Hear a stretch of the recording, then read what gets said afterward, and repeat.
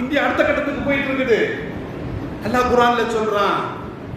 அப்ப கண்ணியமிக்கவர்களே, ஃபலக், இல்முல் ஃபலக், விண்வெளி சம்பந்தமாக, வானியல் சம்பந்தமாக எல்லாம் அல்லாஹ் அல் குர்ஆனிலே பேசுகிறார்.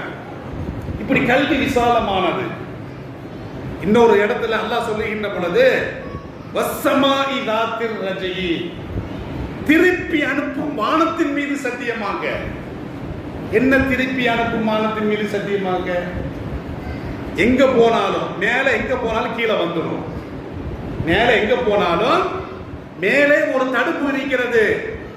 அந்த தடுப்பு மேலே ஏறி செல்ல விடாமல் அப்படியே தடுத்து கீழே அனுப்பி விடுகிறது. உதாரணத்திற்கு புரிய வேண்டும் என்று சொன்னால், மழை பொழிகிறது. நாம் படிச்சிருக்கோமா இல்லையா? அப்ப மழை எப்படி பொழிகிறது? அப்ப பூமியில் கிடக்கக்கூடிய அந்த நீர் வெப்பத்தினால் அது நீராவியாகி அது மேலே சென்று விடுகிறது. அது மேக கூட்டங்களாக அப்படியே உருவாகிறது.